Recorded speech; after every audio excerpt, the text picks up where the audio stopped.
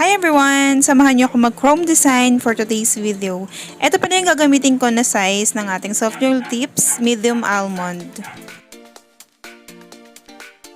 And sa base color naman, ito yung gagamitin ko na gel polish, yung kay Saijai na 03. 3-coat pala guys, yung gagawin ko dito sa ating gel polish. And then, i-cure lang siya for 60 seconds. At dahil naka 3-coat nga tayo guys, ito na yung itsura niya. Then guys, gagamit lang ako ng magnetic cut eye. Gagamitin ko itong kay Saijai na 02.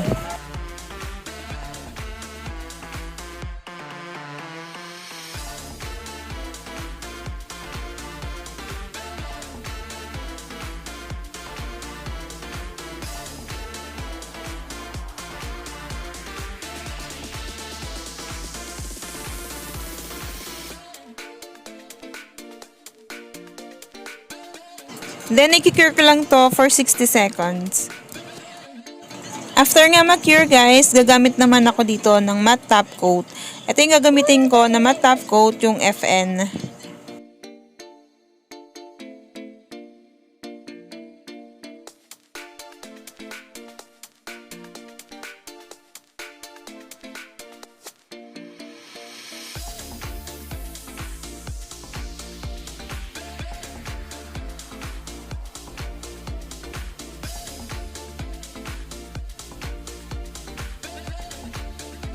Then, cure for 60 seconds.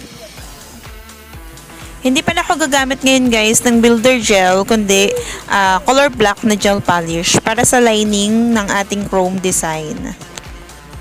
Gagamit pala ako guys ng thin brush, so gagamitin ko tong thin brush ng Fabian. After curing guys, ganito na yung itsura niya. Bago pala ako mag-lining gamit itong black gel polish is ibabuff ko muna ito guys. Gagamitin ko itong buffer. Ganitong klase ng buffer yung ginagamit ko guys. Ayan. Para hindi kumalat yung chrome powder mamaya. So madali ko lang siya mapapagpag.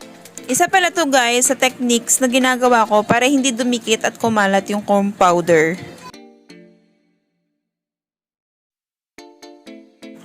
After nga ng buffing guys, is iwawipe ko naman siya gamit itong acetone.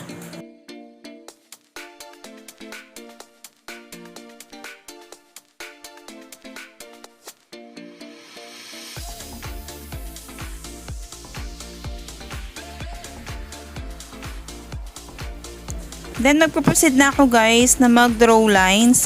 Bali simple design lang yung gagawin ko. Ayan, magdo-draw lang ako dyan ng parang mga tala-tala tapos mga dots.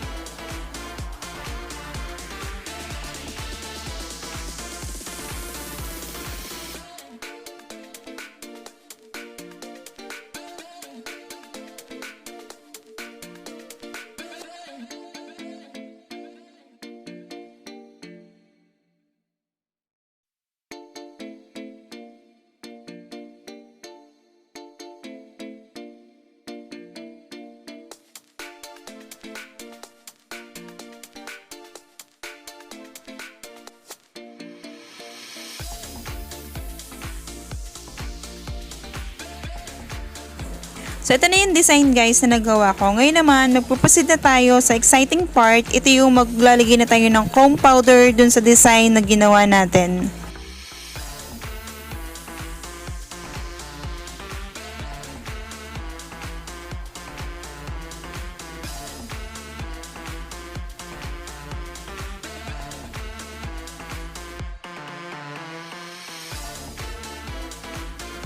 And gumagamit lang pala ako ng sponge guys para pagpagan yung chrome powder dito sa ating nail design.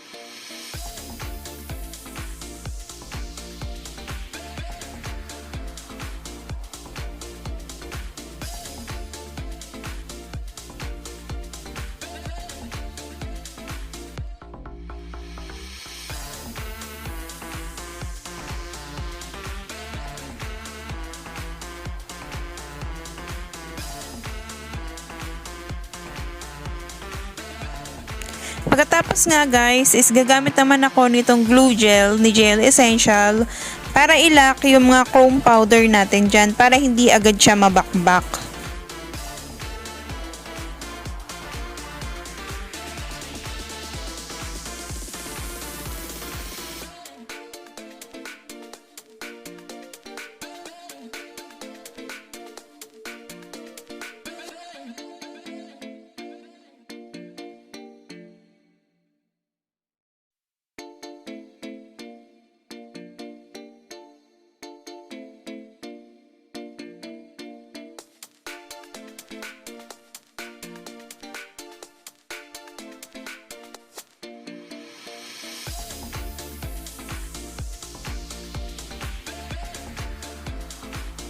After malagyan ng glue gel guys, is i-cure naman siya for 60 seconds.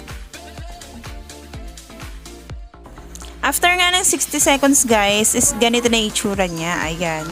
Ang gagawin ko naman is maglalagay lang ako ng mga rhinestone para mas maganda yung magiging outcome ng ating nail design. Gagamitin ko ulit yung glue gel ni Gel Essential para idikit itong mga rhinestone.